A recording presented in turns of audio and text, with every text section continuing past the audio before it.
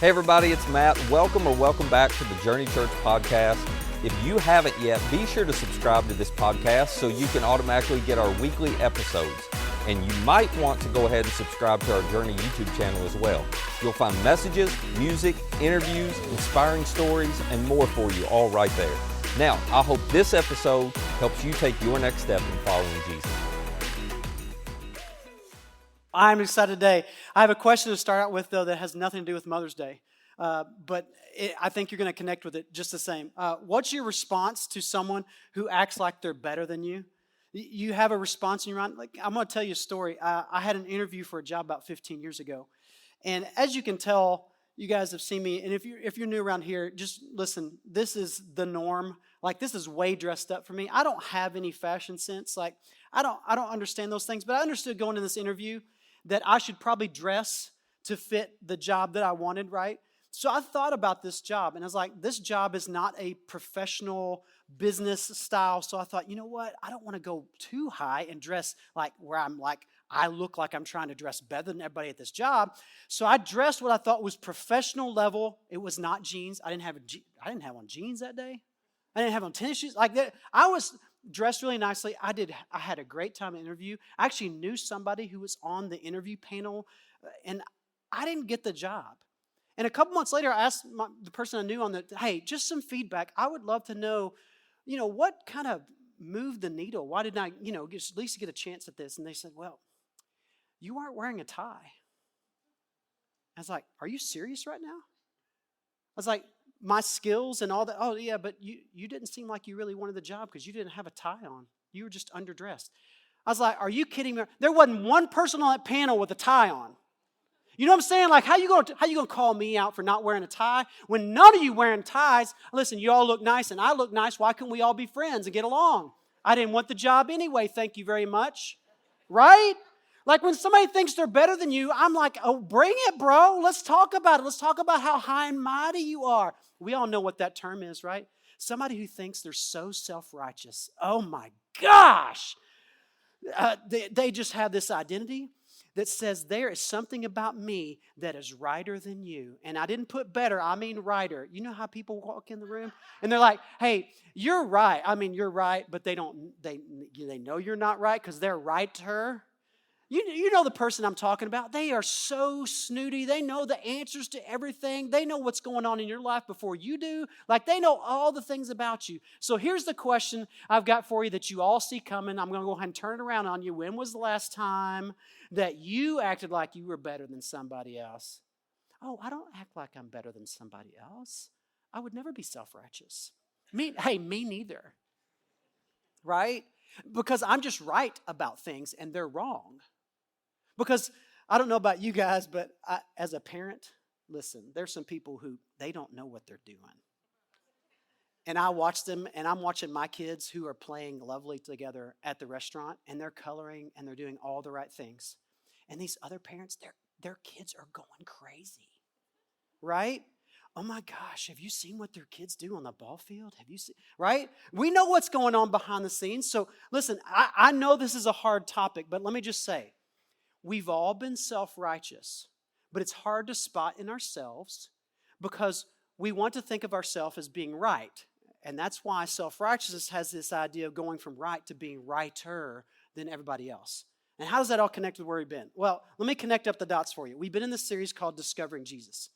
And here's the central question we've been asking ourselves to kind of get this series going. Is Matthew, Mark, Luke, or John a reliable account of actual events? In other words, the things that we read in the Bible about Jesus, does it help us understand why we believe what we believe? For those of us who follow Jesus, why do we believe that? And how do we know that it's verifiable? How do we know that something it's worth putting our trust and faith in? And that's what we've been discovering. And what we've been looking at is the book of Luke, specifically this writing done by Luke, who was not there in person with the things that Jesus did, but he wrote an account of Jesus' life. And so as looking at Luke, if you read Luke as a whole, if you just sat down this week, which I fully encourage you to do, and you just read Luke's account of Jesus' life and look at it, you're going to discover something about Jesus that maybe you've never looked before. And we've been looking at it for the last few weeks, and Matt did a great job in the first 2 weeks. If you didn't see it, He talks through how Luke put in the historical pieces that line up with things that are actually going on in secular history versus biblical history. It's all one history. It's all the same. It's verifiable. What Luke mentions, these other historians mention. So it kind of has a thread line through it. But we've also been discovering that there's something about Jesus and the way he responded in certain situations that makes him very, very different than we often think about him. Especially if maybe you're here for the first time and this is new to you.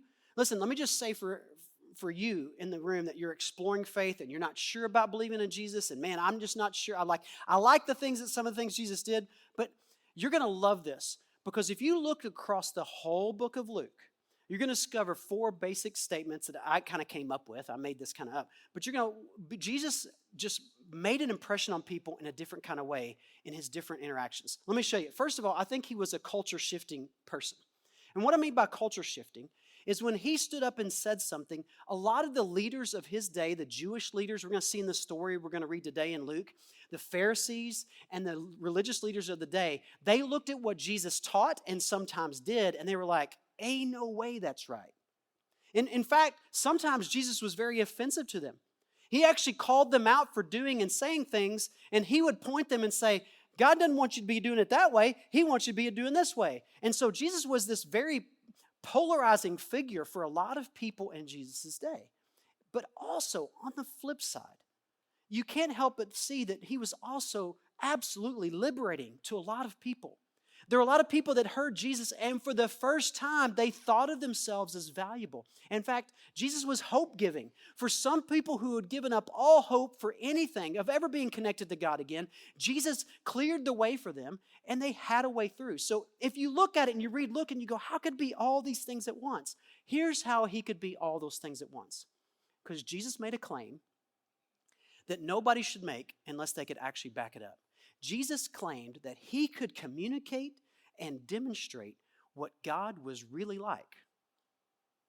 That's a big claim. I mean, there are philosophers and theologians and all kinds of people. There are writings from all different kinds of religions that try to claim they know what God is really like. And Jesus stepped onto the scene in the middle of this first century Jewish town, and he goes, no, I can tell you exactly how God would respond in that kind of situation. And I can tell you what God thinks about those kinds of people and those kinds of people. And I can tell you the kinds of things that he would do if he were in that situation. And he makes this claim, and everybody in the room, no matter, listen, if they were exploring faith or if they were a Pharisee or if they were a teacher of the law, they had to stop and listen, because this was a claim big enough to just kind of stop everything and go, wait a minute, are you being serious right now? You think God would do that? And in today's story, if you've been around a church at all, you're going to recognize it. You're going to know it. And let me just ask you to do one thing as we go through this story. Would you just maybe for a second think about the fact that this story reveals something about how God views people that may be very different than the way you view people. That's all I'm going to ask you to do. I don't care where you are in the spectrum of faith. Just consider for a second that what Jesus is telling us is true. And if it's true, what Jesus says about how God views people, it has to change the way that all of us in this room, no matter where we are in our faith, think about people, and may change the way we treat people. So let's start in the story. Here's what it says in Luke chapter 15. Now the tax collectors and sinners were all gathering around to hear Jesus. And this is what I love about stories like this. The tax collectors and sinners were not the kind of people that should want to be around Jesus. The tax collectors were kind of like pushed aside by the Jewish people anyway. And the people who were sinners, like, us, like the sinners who were not doing life right, were not getting it right. For some reason, they wanted to sit and be close to Jesus when he taught. Now, this is mind-blowing. For those of you in the room who are not sure you believe yet in Jesus, here's what I think. Jesus is a really attractive figure to those of us who don't have life figured out. It's kind of interesting. But on the flip side, in this same moment, as all these people who shouldn't be wanting to gather around Jesus are gathering around Jesus to listen, over on the other side, you have this. But the Pharisees and the teachers of the law muttered. They muttered on Mother's Day. Am I right? That was terrible. I shouldn't have done that. Let me explain what muttering is, just so you kind of get the feel of this moment, okay? Muttering is this. Have you ever been sitting maybe at a basketball game? Some friends just hanging out, enjoying the game, and then something really goes wrong in the game. And everything just falls apart, especially like for those of you who are UK fans. And just a whole season dies. You know what I'm talking about? Like you have all these hopes, and man, the first 5 games are great, and the next 20 are awful. And about the 12th game of that season, you're sitting with your friend watching this game, and you do this. Does he even know what he's doing anymore? Should we be looking for another coach? That's muttering. You see what I'm saying? Muttering's that thing that you do kind of like to the side that you really don't want everybody to know you're doing, but everybody knows you're doing it. It's like you're out on the playground, right? And you're looking at what other kids are doing, and maybe you don't even have kids yet. Gosh, I used to do this a lot. And you look at all the parents and be like, they are raising that kid? Good luck. That kid ain't going nowhere. That's muttering, right? This sort of behind the scenes self-righteousness is just sprinkled through this moment. The Pharisees and teachers of law muttered. What'd they mutter? Here's what they muttered. This man welcomes sinners and eats with them. Can you believe this guy? Right? Let me phrase this because, I mean, none of you are pastors. Let me just tell you what's going on in their brain because I have a special view into what somebody like this could be thinking. Here's what they're thinking. Why would they go listen to that guy down the street? They won't come listen to us.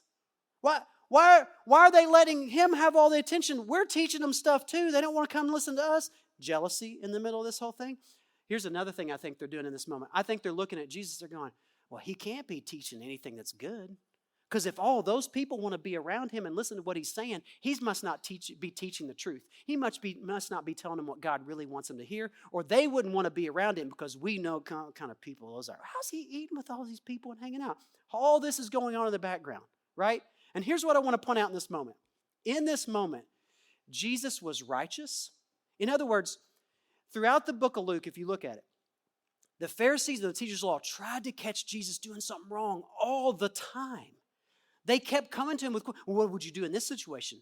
And he would answer and they'd be like, oh, well, shoot, I hadn't thought about it this way. And they never could catch him doing anything wrong. In fact, he treated people well all the time. He did everything exactly right. He was the only person in Luke, if you read Luke, he's the only person who does it right. He's the only one who's righteous. And he offends all the self-righteous, all the people who come thinking they know better than Jesus, they get offended by him. And he's attractive to all the unrighteous. So my question for you is, before we continue on this story that he's telling, we're right in this middle of this moment. I want you to put yourself in the story. Which category are you in this morning? Are you in the righteous category? You're just doing everything right. Are you in the self-righteous category? You're looking at other people going, man, they're definitely getting it wrong. I think I might be doing it pretty good. In fact, I think I'm doing it better than everybody else here. Or are you in the unrighteous category? Man, I don't think I'm getting anything right. In fact, I'm not even sure I belong in a church. I think the lightning's probably going to strike this whole auditorium. It's going to burn up because I'm here, right? This unrighteousness we often feel, the guilt and shame, and we don't even feel like we're worthy to walk in front of God. Listen, you're in one of these 3 categories.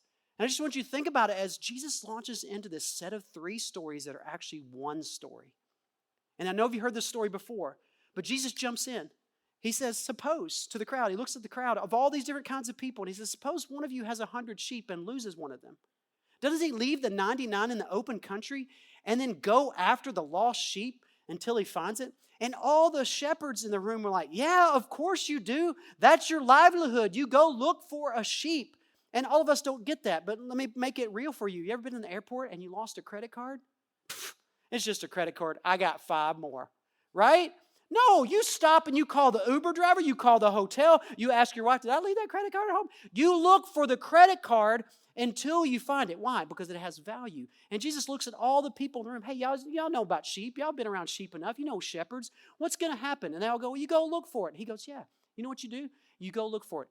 And if you find that lost sheep, you celebrate it, right? You bring it back home to your friends and you all get together and you have a party because you found the sheep that was lost, right? And then he makes this statement that, again, is one of these statements that for everybody in the room, people in the room, I don't care where you are in your statement of faith, it makes a big, big statement for him to say this. He says, just like those people, he said, I tell you, in the same way that there will be more rejoicing in heaven.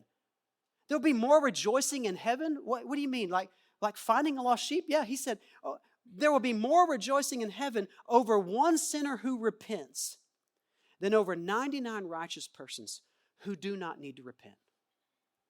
Let me make this really clear for you, what Jesus is saying here. He makes it really clear. He says it right from the beginning. He puts it in this first little part of the story. We're only 3 verses into this story. 3 verses in, and he already makes a point. You thought you knew where you were going with it. One lost sheep? Oh, yeah. Let me tell you, heaven is just rejoicing over that one person who comes back to repent. Wait, what are you talking about? I thought we were talking about sheep. We're talking about people? God thinks people, according to Jesus, who have gotten lost are something valuable that got separated from its owner. Jesus looks at everybody and says, well, that's the way God views all of you. He views you either as somebody lost and you're valuable, and he's going to go looking for you and he's going to bring you back home because he's your owner. That's how he views you. And everybody in the room's like, I'm not. And Jesus doesn't even give them time to think. He finishes this part and says they're going to celebrate for one sinner coming home. And he goes, or let me just give you another example. Or suppose a woman has 10 silver coins. And you thought I wasn't going to include women on Mother's Day, right? But don't stop and miss this, though. He did an example for the men and their sheep. And now he turns to the ladies in the room who often don't get called out or talked to at all. And he looks at them all directly. Hey, ladies, what about you? Suppose you're looking for a silver coin and you lose one. Don't you light a lamp, sweep through the house and search carefully until you find it? Come on, ladies, what would you do? What do you do for that one coin? And everybody's like, well, it's only 10%. It's only one coin. Bro, what if you lost, this week you lost 10% of your gas money? You going to look for your gas money this week? Oh, nobody else worried about gas prices in here. Oh, okay. Oh, Richie Rich up in here. Okay. Well, one guy's worried about the gas prices, okay? So if 10% of my gas money's gone, I'm going to look for that gas money, right? You see what I'm saying? Like, this is valuable. Everybody in the room was going like, oh, yeah, she'd go looking for that. Yeah, definitely my wife. She'd go look for that coin. You know what I'm saying? Like, everybody's on the same page. And what happens when she finds it? Jesus goes on, he says, hey, when she finds it, she celebrates it. She goes to her neighbors and goes, look, I found it. And he says, without skipping a beat, he looks at him and says, in the same way, I tell you, there is rejoicing in the presence of the angels of God over one sinner who repents. And he links these 2 stories together. I don't care if it's sheep. I don't care if it's coins. Guys, you guys get it? You guys understand?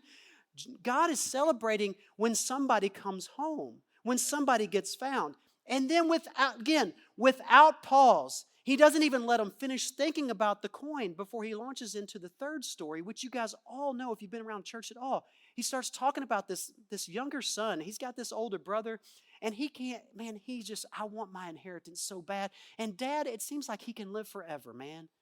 This old guy will not kick the bucket. And finally, the younger son, waiting for his dad to die, just can't stand anymore. He goes, Dad, just give me my inheritance now and let me go live my life. I don't need to be trapped here with you and my older brother. And all the people in this story are like, what a disrespectful young man. I mean, golly, who does that? Who wishes their father dead and wants to take their inheritance early? And Jesus just keeps going with the story, and he goes, well, this father decides to go ahead and give him the money because he realizes in that moment, and I'm reading into this a little bit, okay? I'm summarizing Jesus' story, but also summarizing it from Jarrod's point of view. This father knows something about the son. This son is lost from him relationally. I mean, who asks their father for their inheritance early and wishes their father dead except someone who doesn't really care about the relationship with their father? And so the father in this moment goes, well, there's only one thing for me to do. Let him go. Because if I keep him here, it's not going to solve the problem. So he gives him the money. He gets his inheritance together and says, here you go, son, go. And Jesus tells the story that in just a few months, the son wastes away what his father took years to build up. And he's penniless, and all of his rich friends have left him. He's all alone in a foreign country, and he has to go find a job because a famine comes through the land, and he's got nothing to eat. And for the first time in his life, he's stuck trying to fend for himself, and he finds a job. And the Jewish audience had to have loved this part. Oh my gosh, you know, they're listening to this younger son, this no good, wishing his father dead, taking his inheritance early and living it up with all the ladies and all the parties and blah, blah, blah. And now he's getting his. He's got a job in a pig pen. To all the Jewish audience, they didn't do pigs. They don't eat bacon. I get it, right? Bacon. Everybody loves bacon.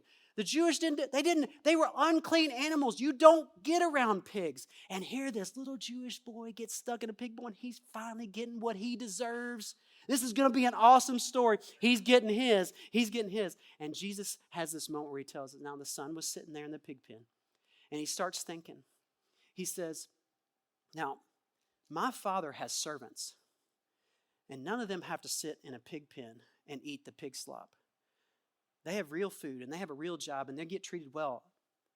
And he comes up with this idea, maybe I can go back home and just be a part of my father's household as a servant. And so he gets this little speech together before he gets home. He says, here's what I'm going to tell my father when I get home. I'm going to go back home. Father, I have sinned against heaven and against you. I know I've done it. Hey, I did it wrong. I didn't do it right. But here I am. I am no longer worthy to be called your son. Make me like one of your servants. And he's got this speech ready to go. And you know the Jewish audience is like, dude, this is not going to work. There's no way this is going to work. He doesn't deserve anything from his father. If anything, his father should look at him and be like, sorry, bro, go back to the pig pen, make your own living. You've already got the inheritance I gave you. There's nothing left here for you.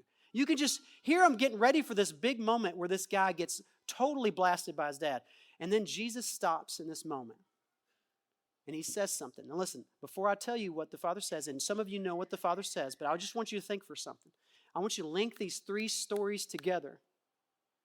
The sheep, the coin, and the son. Jesus is trying to link something together in our minds that we often skip by. Jesus has been telling them how God responds to sinners. That's what he's been telling them. Hey, you know how people go after a sheep when it gets lost and they look for it? Because it's their livelihood and they find it and they celebrate it when it comes home. That's how God responds to sinners who come home and repent. And you know how ladies, they go look for a coin that they've lost and they'll look all over the house and they'll sweep through the corners and they'll get everything and they celebrate when they find it with their neighbors like, I found the coin, I found the coin. That's how God and his angels respond when a sinner comes home.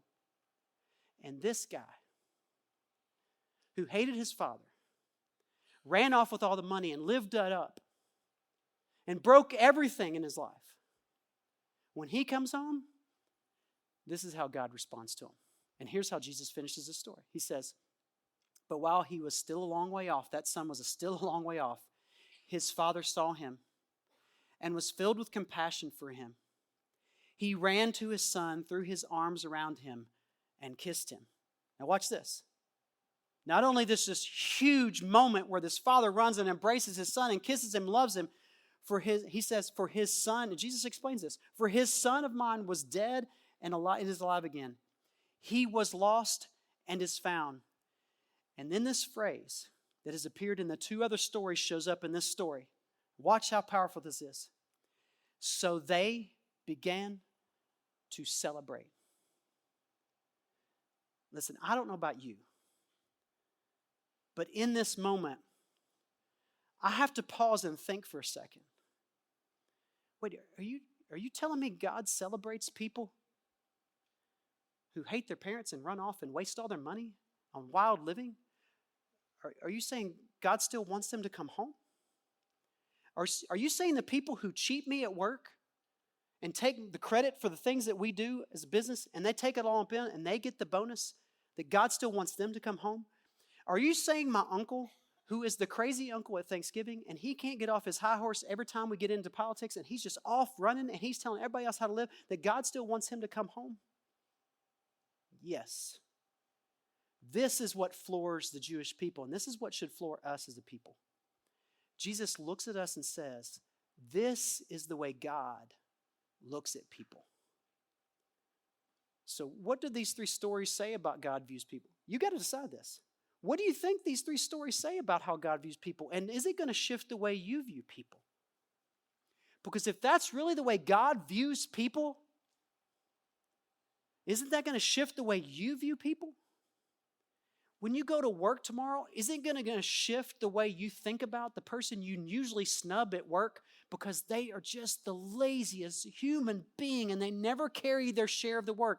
And they sit on the sidelines and all they do is complain about how hard it is at home and how hard their kids are to raise and how hard their wife is to manage and how hard their mom is, blah, blah, blah. And you listen to a sob story all day and they never do any of the work. And you know what? You hardly ever talk to them because they're not worth talking to be honest. They don't do anything good. What? Just wipe that clean for just a second. What if you were the person who God has put in their life to remind them that they are still loved and that they're still valuable to their Heavenly Father. And you're like, but Jarrod, I don't even know if they believe in God. I know. But God sees every single sinner as lost from Him, who He wants to come home. And by the way, if that person came home, He would be celebrating. Would you? And parents, listen, I hate to call this out, but I've been this parent. When your kids are doing something on the ball field or out at the playground or in that restaurant or somewhere in public, maybe it's even in Walmart, and you've told them not to do it, and they say the thing they weren't supposed to say, or they do the thing you told them specifically not to do, rather than getting this self-righteous thing that's inside you, like, you're not going to embarrass me in front of all my friends out here on the ball field. I guarantee you're not going to do that again. Instead of acting that way, what if you stopped in the middle of that and thought, holy cow, my kid is lost from God, and I need to bring him home. And the only way to do that is to help them through this difficulty and to stand beside them and maybe go out there and correct them. But it's not about you. It's not about your reputation as a parent. I don't care what the other parents think about you. It's about that kid in that moment trying to figure out how they're going to navigate this weird thing that's going on that's not making sense to them. And obviously what you told them didn't help them navigate this really hard issue. So what if you slowed down and realize, oh goodness, I'm being self-righteous. I need to stop in the moment and realize God made this child for me to care and love for. I got to figure out a new way to do this. Because if this is true, this changes everything about every single person you run into every single day and how you treat them and how you think about them. Because I guarantee you have categories for people that God doesn't have. Here's what I love about this story. Jesus knows what everybody in the crowd's thinking. So he brings in the older brother to the side.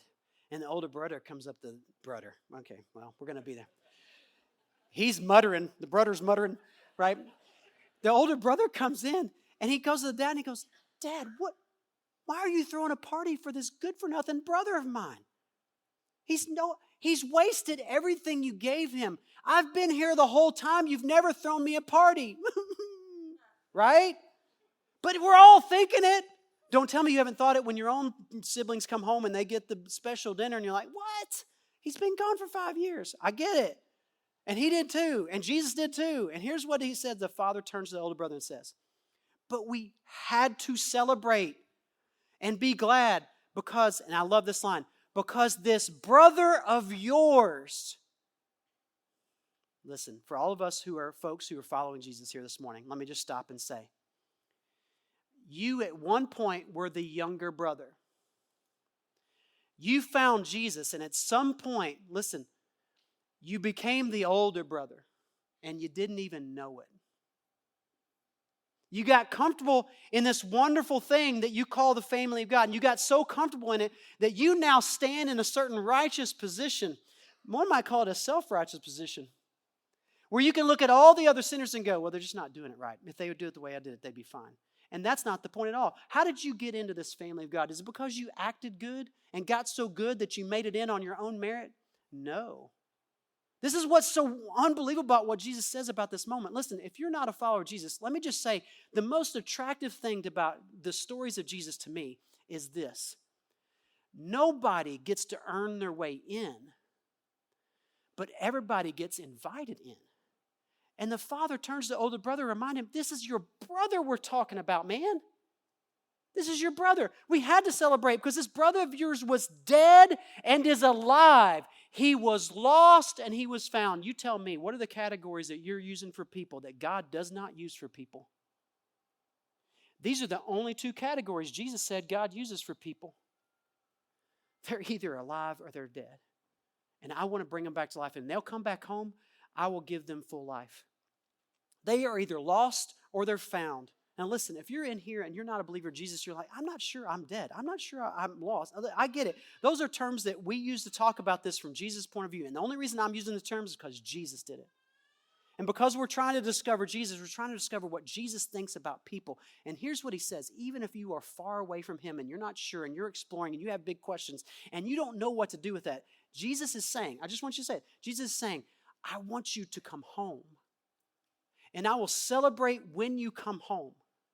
So for all of us in this room, listen, what if we just this week would begin seeing every person as lost or found by God. And that was the only category he had. Wouldn't that change the way you treated people? Wouldn't that change the way you think about yourself? Remember those 3 categories? Righteous, self-righteous, unrighteous. Listen, what if we could all be comfortable with the fact that when God looks at us, he wants us to come home. We are lost without him. And listen, for those of us who are believers and we've come home, don't you want to be a part of the party? When someone comes home who's been far away from home, don't you want to be a part of the celebration rather than standing over the sideline doing the muttering thing on the sideline? Well, I can't believe they let him in the doors. He barely got in by the skin of his teeth. I'll tell you which person I'd rather be. I'd rather be in the party. Because if Jesus said God's in the party and celebrating and all the angels in heaven are celebrating over one sinner who comes home, I want the party. And not just because I love parties. No, that's because I want to love people like Jesus loved them. Jesus said this is the way to view people. And I think it should shift everything. And listen, this last week of this series, next week, as we wrap this up, I just want you to know, as we've been discovering Jesus, I just want you to know, this is why when Jesus goes to the cross, he's not just doing something small. He's doing something for everyone. It is a death and a resurrection for every single person. And that's what's so exciting about the story of Luke that he tells all the way to the end of Jesus on the cross. Let me pray for you with this question this week, and hopefully you'll come back for next week as we wrap this series up. Let's pray. Father in heaven, thank you for being a God who looks at us this way, rather than put on categories on us that we often put on ourselves or put on other people. God, we create all kinds of weird categories in our head, and most of the time we create categories just to make ourselves look better than we really are. And so, God, would you help tear down our self-righteousness this week, and instead to look at the people around us in just the way that you do, that they are lost or found in God. And by doing that, God, we get to celebrate when people come home. And would you help us to be a part of their coming home by inviting them here, to invite them into conversations, by loving them well, by serving them well, by doing the things that you taught us to do through the example of Jesus. And I pray this in Jesus' name. Amen. Hey, if you'd like more content like this, subscribe to our YouTube channel and download our Journey app to access all of our recent message content. And our app is the easiest way to share this content with a friend. For more information on our church or to find our app or our YouTube channel, just visit journeycalway.com. That's journeycalway.com. Thanks for listening.